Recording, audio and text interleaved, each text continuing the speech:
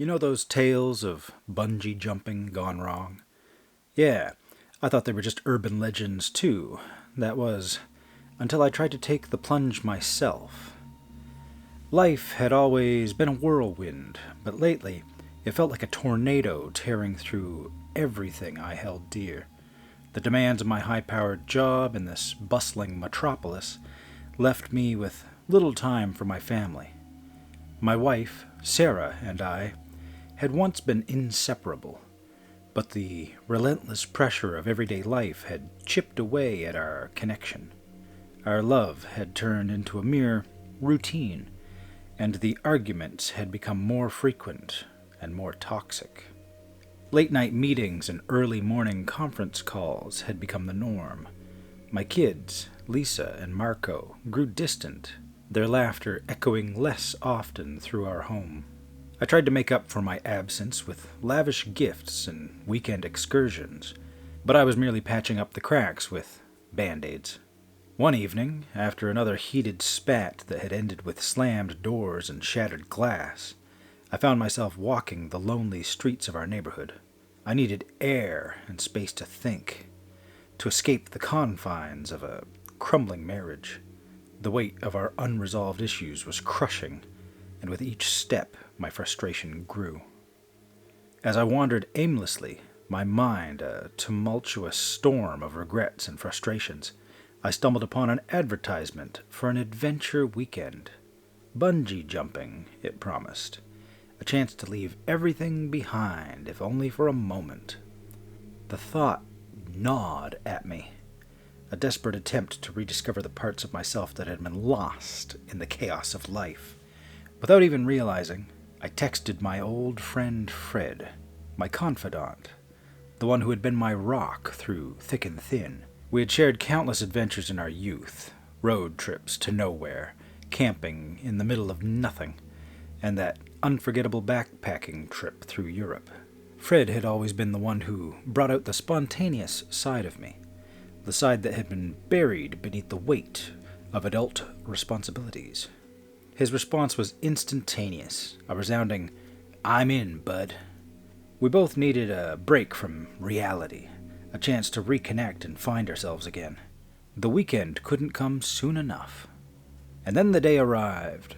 The bridge loomed before us, an imposing yet exhilarating structure suspended over a deep, rocky gorge.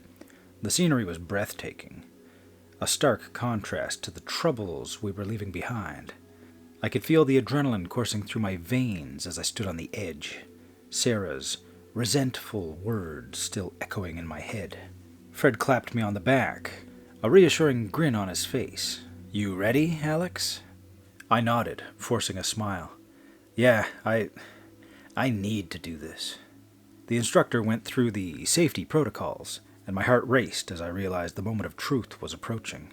Fred and I stood side by side, nerves and excitement intertwining. As the countdown began, I glanced at him, and we shared a nod. In unison, we leapt off the edge, our shouts carried away by the wind. And then it happened. The initial freefall was exhilarating, a fleeting taste of freedom that swept away the weight of all my troubles. The wind roared in my ears, drowning out the cacophony of worries that had plagued me for months. For those precious seconds, it was just Fred and me, suspended between earth and sky, with nothing but the rush of adrenaline binding us together. But as the bungee cords reached their limits, reality began to distort. It started as a subtle shimmering at the edge of my vision, a trick of the mind that I dismissed as a product of my heightened state. However, the unease grew like a knot in my stomach, and panic clawed its way up my throat as the world around us twisted and warped. Colors became a frenzied whirlwind, merging and clashing in the chaotic dance. The ground below stretched into impossible shapes, and the sky above fragmented like a shattered mirror. I tore my gaze from the surreal panorama to look at Fred, hoping for some reassurance in his eyes. Except we didn't stop descending. Fear wrapped its icy fingers around my heart as I realized that something was horribly, terrifyingly wrong. The laws of physics, of reality itself, had been shattered. The bungee cords that should have rebounded us were no longer taut, but instead extended indefinitely, dragging us further into this nightmarish abyss.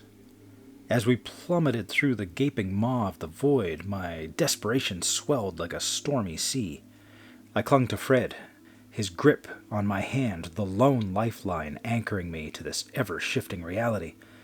Day folded into night, and the passage of time became as malleable as the contorted scenery around us.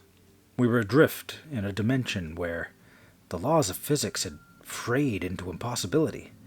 Even though everything was pitch black, we could still see as if we had all the light we needed.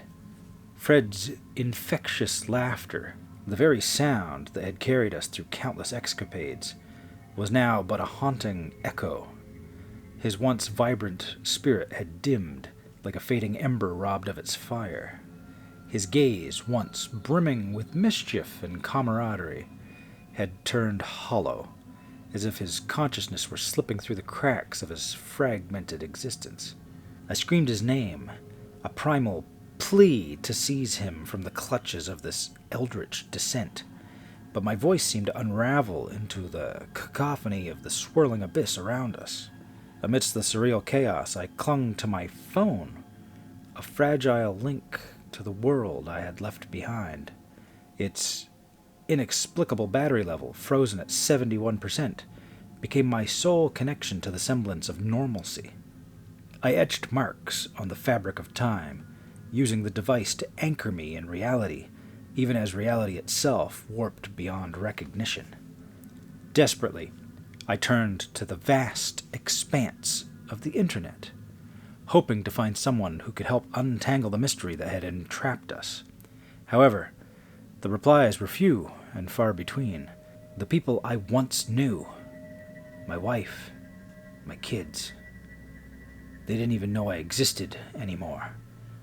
The familiar world I had known, along with its intricate web of human connections, had unraveled into an inexplicable puzzle, ensnaring me with this cosmic void. And so, if by some extraordinary chance you are reading this, heed my plea. If you've experienced this enigma that's overtaken my life, please reach out across this void and connect our worlds. I'm unraveling, my sense of self slipping like grains of sand through an open hand. My faithful friend Fred is fading too, his presence diminishing like a star swallowed up in the darkness of night. I stand at the edge of complete isolation, ready to fall endlessly through this shattered reality, devoured by the insatiable grasp of the void. These very well could be my last words. Please, help.